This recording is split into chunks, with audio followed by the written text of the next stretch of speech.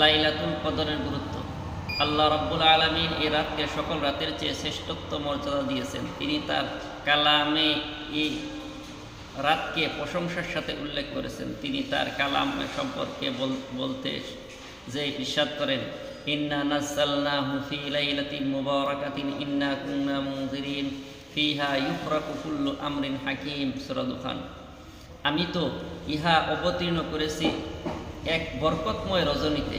আমি তো সতর্ককারী ও রজনীতে প্রত্যেক পরিজ্ঞানপূর্ণ বিষয় স্থিরকৃত হয়। বরকতময় রজনী হল লাইলাতুল কদর। আল্লাহ তাআলা একে বরকতময় বলে অভিহিত করেছেন, কারণ এ রাতে রয়েছে যেমন বরকত তেমনই কল্যাণ ও তাৎপর্য। বরকতের প্রধান কারণ হলো এ রাতে আল কোরআন নাজিল হয়েছে। এ রাতে প্রত্যেক গুরুত্বপূর্ণ বিষয় সিদ্ধান্ত লৌহে মাহফুজ থেকে ফেরেশতাদের হাতে অর্পণ করা হয় বাস্তবায়নের জন্য। এ রাত্রে অপর একটি বৈশিষ্ট্য হলো আল্লাহ তাআলা এ রাত সম্পর্কে একটি গুরুত্বপূর্ণ সূরা অবতীর্ণ করেছেন, যা কিয়ামত পর্যন্ত পঠিত হতে থাকবে। ইন্না আনসালনাহু ফি লাইলাতিল কদর ওয়া মা আদরাকা মা লাইলাতুল কদর লাইলাতুল কদরি খায়রুম মিন আলফি শাহর তানাজ্জালুল মালাঈকাতু ওয়ার রূহু ফিহা বিইذনি রাব্বিহিম মিন কুল্লি আমর সালামুন হিয়া হাত্তা মাতলাইল ফজর। সূরা কদর। নিশ্চয় আমি কোরআন অবতীর্ণ করেছি এক মহামান্বিত রাত রজনীতে। আমার মহামান্বিত রজনী সম্পর্কে তুমি কি জানো? মহামান্বিত রজনী সহস্র মাস অপেক্ষা শ্রেষ্ঠ।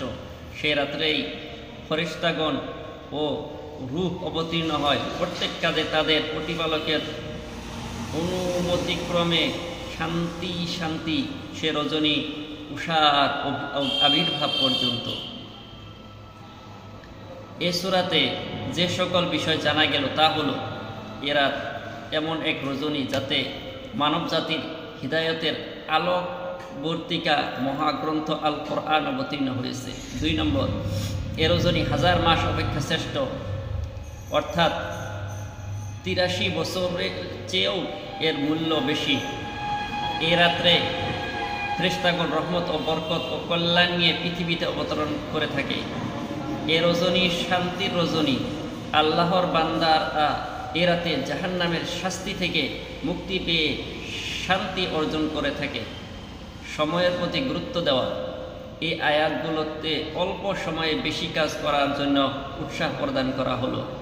যত সময় তত বেশি কাজ করতে হবে, সময় নষ্ট করা চলবে না। 6 নম্বর, গুনাহ ও পাপ থেকে ক্ষমা লাভ।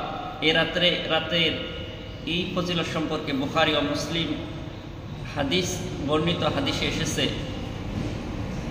ইন্নান নাবিয়্য সাল্লাল্লাহু আলাইহি ওয়াসাল্লাম قال মান কামা লাইলাতাল কদরি ঈমানান ওয়া ইহতিসাবান গুফিরা লাহু মা তাকাদ্দামা মিন যামবি। বুখারী ও মুসলিম।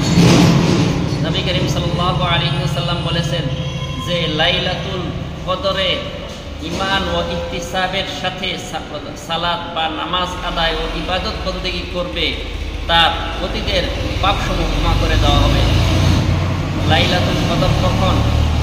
আল কোরআনে নির্দিষ্ট করে বলা হয়নি লাইলাতুল কদর কোন রাত, তবে কোরআনের ভাষ্য হলো লাইলাতুল কদর রমজান মাসে।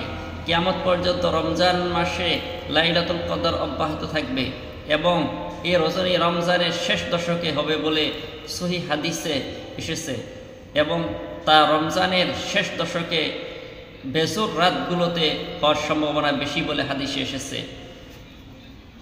তাহুরুল লাইলাতুল কদরা ফিল আশরিল আওয়াখির মিন রমাদান।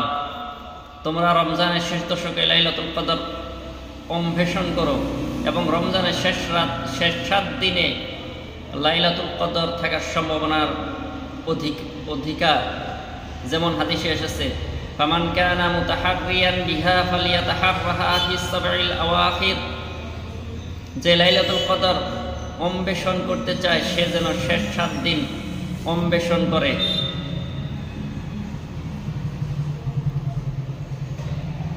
অধিকতর সম্ভাবনার দিক দিয়ে প্রথম হলো রমজান মাসের 27 তারিখ, দ্বিতীয় হলো 25 তারিখ, তৃতীয় হলো 29 তারিখ, চতুর্থ হলো 21 তারিখ, পঞ্চম হলো 23 তারিখ।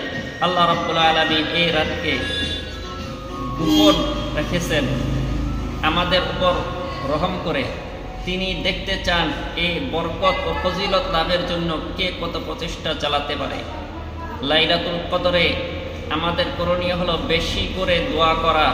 আয়েশা রাদিয়াল্লাহু তাআলা নবী করিম সাল্লাল্লাহু আলাইহি ওয়াসাল্লামকে জিজ্ঞাসা করলেন, লাইলাতুল কদরে আমি কি দোয়া করতে পারি? তিনি বললেন, আল্লাহুম্মা ইন্নাকা আফুউন তুহিব্বুল আফওয়া ফা'ফু আন্নী। হে আল্লাহ, আপনি ক্ষমাশীল, ক্ষমাকে ভালোবাসেন, অতএব আমাকে ক্ষমা করুন।